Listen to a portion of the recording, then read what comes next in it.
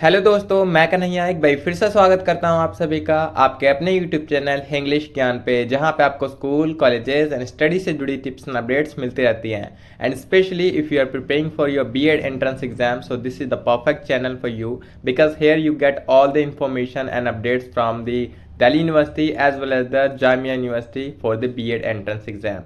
So as I have shared some syllabus topics in previous video of the Jamia B Ed, जैसा कि पिछली video में मैंने आपको बताया था कि जामिया बीएड के कुछ इंपॉर्टेंट टॉपिक्स होते हैं जो भी सब्जेक्ट वाइज, तो उसके वो टॉपिक्स अगर आप प्रिपेयर कर लेते हैं तो उस टॉपिक से जितने भी क्वेश्चन आते हैं आपके वो सारे आप सॉल्व कर पाएंगे। तो जैसा कि मैंने आपको सिलेबस बताया था कि सिलेबस में क्या क्या आता है, तो उसमें से जो आपका रीजनिंग वाला पोर्शन होता है, उस रीजनिंग वाले पोर्शन में कुछ सेलेक्टेड टॉपिक्स ही होते हैं जहां से आपके क्वेश्चन पूछे जाते हैं और हमेशा वहीं से रिपीट होते रहते हैं। तो अगर आज की इस वीडियो में अगर आज की ये वीडियो आप पूरी देखते हैं और इसमें जितने भी टॉपिक्स बताऊंगा मैं आज, अगर वो सारे आप कवर कर लेते हैं और उस पर अच्छे कमांड बना लेते हैं तो आप एक भी क्वेश्चन वहां पे मिस नहीं करने वाले हैं।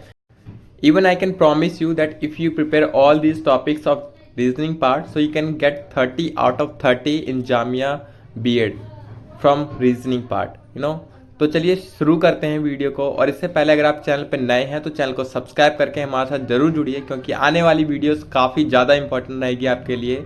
चाहे आप जामिया बीएड के लिए एंट्रेंस के लिए प्रिपेयर कर रहे हैं, चाहे आप डीयू बीएड के लिए जो सीयूईटी का एग्जाम होगा उसके लिए प्रिपेयर कर रहे हैं। तो चलिए शुरू करते हैं आज की इस वीडियो को और देखते हैं वो कौन से टॉपिक्स हैं रीजनिंग के जो कि आपको मोस्टली इंपॉर्टेंटली कवर कर लेने चाहिए।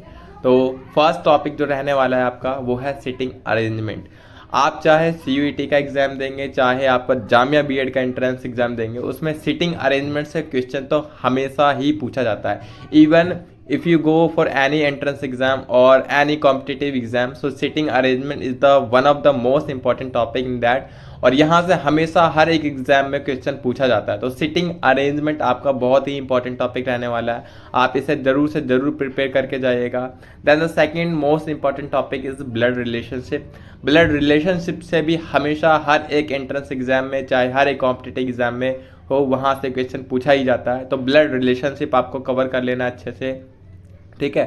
फिर है आपका कोडिंग एंड डिकोडिंग। ये भी एक मोस्ट इंपॉर्टेंट टॉपिक है, क्योंकि कोडिंग एंड डिकोडिंग से ये बहुत ही बेसिक है, बट यहाँ से क्वेश्चन जरूर आते हैं। चाहे वो आपका अल्फ़ाबेटिकली कोडिंग एंड डिकोडिंग हो, चाहे आपका वो न्यूमेरिक हो, तो यहाँ से कोडिंग एंड डिकोडिंग वाले क्वेश्चन आपके आते हैं, ठीक है।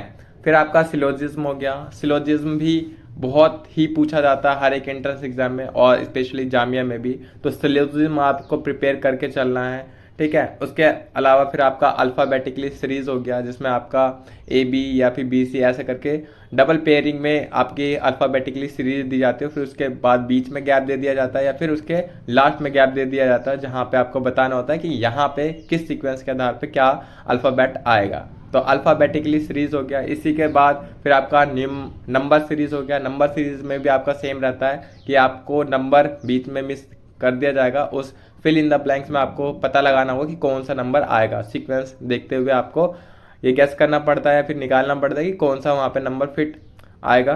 तो नंबर सीरीज बहुत ही इंपॉर्टेंट होता है, ठीक है।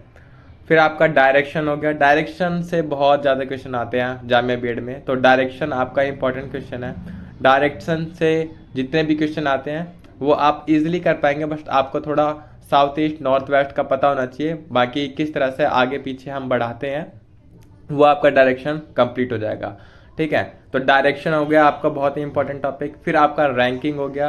रैंकिंग भी आप प्रिपेयर करके चलिएगा, बट रैंकिंग में आप बेसिकली ये प्रिपेयर करना कि फर्स्ट रो में जो सबसे फ्रंट पे होगा या फिर मिडल में होगा और लास्ट में होगा। इस तरह से जो सीक्वेंस में होता है कि फर्स्ट वाला पूछ लिया जाता है, सेकंड वाला पूछ लिया जाता है, लास्ट सेकंड या ऐसे करके पूछा जाता है। तो रैंकिंग में आप ये वाला सिस्टम ज़्यादा से ज़्यादा फोकस करके चलेगा रैंकिंग, ठीक है। तो ये हो गया रैंकिंग का पार्ट। फिर उसके बाद हो जाता है आपका एनालॉजी। एनालॉजी में भी आपको प्रिपेयर करके चलना अल्फ़ाबेटिकली एंड आपका नंबर और अल्फ़ाबेटिकली दोनों तरह से आपको प्रिपेयर करके चलना है। और साथ में साथ इसके ऑड वन आउट भी होता है, तो वो भी आप देख लेना एनालॉजी में, ठीक है। तो एनालॉजी आपका एक अलग इंपॉर्टेंट टॉपिक हो गया। फिर उसके बाद कैलेंडर से काफ़ी कम क्वेश्चन आते हैं जामिया बीएड में, बट फिर भी आपको प्रिपेयर करके चलना है, क्योंकि वहाँ पे जो बेसिक कॉन्सेप्ट्स होते हैं ना कैलेंडर से रिलेटेड, तो वो पूछ लिया जाता है। लाइक कैलेंडर में आपको डेट, मंथ एंड ईयर दे दिया जाएगा और उस दिन पूछ लिया जाएगा कि दिन कौन सा था, संडे, मंडे, ट्यूसडे कौन सा दिन था, या फिर किसी की डेट ऑफ बर्थ दे दी जाएगी, या फिर आज़ादी का दिन दे दिया जाएगा और उस दिन पूछ लिया जाएगा इस दिन कौन सा दिन पड़ता है, तो वो आपको निकालना पड़ेगा। तो ये बहुत ही बेसिक होता है जो कि आपको निकालना आना चाहिए। तो इतना कॉन्सेप्ट तो आप क्लियर रखना ही कैलेंडर में। बाकी नेक्स्ट देखते हैं। नेक्स्ट में आपका ऑड वन आउट है। ऑड वन आउट से भी बहुत ही बेसिक क्वेश्चंस पूछे जाते हैं, तो अगर आप थोड़ा सा भी जानते होंगे ऑड वन आउट करना, तो डिफ्रेंशिएट करना, तो वो आप वहाँ से आराम से कर पाओगे ऑड वन आउट, ठीक है।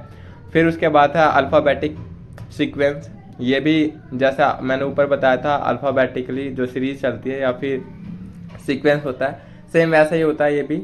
तो अल्फ़ाबेटिकली सीरीज या सीक्वेंस में भी आप आराम से कर पाओगे, बस थोड़ा सा आपको सीक्वेंस देखना पड़ेगा, समझना पड़ेगा, उसके हिसाब से फिर आप वहाँ पे लगा पाएंगे। फिर है mirror and shadow. Mirror and shadow में आपको पिक्चर पहचाननी होगी कि अगर कोई पिक्चर सामने आपको इस तरह से दिख रही है तो उसे हम मिरर में देखेंगे तो वो किस तरह से दिखेगी।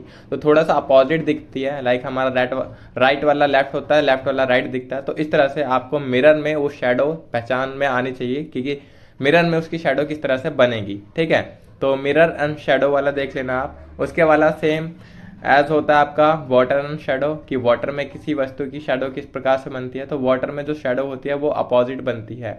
जो आपका बॉटम वाला पार्ट होता है वो अप में बनता है, मतलब कि टॉप में बनता है, और टॉप वाला बॉटम में बनता है। कुछ इस तरह से आपकी थोड़ी सी इमेज में चेंज हो जाते हैं वाटर में, अगर आप देखेंगे तो वो आपको देखना पड़ेगा और समझना पड़ेगा कि वाटर वाले जो भी शेडो से रिलेटेड कॉन्सेप्ट होते हैं वो किस प्रकार से काम करते हैं, ठीक है।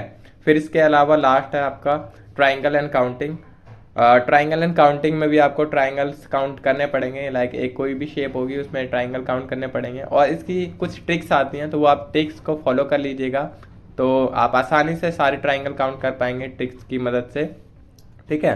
ताकि वहाँ पे आपको सारे ट्राइंगल काउंट ना करने पड़े, बस आप ट्रिक लगाएं और ट्रिक के जरिए ही आप सारे ट्राइंगल काउंट कर ले। फिर इसके अलावा है वॉच।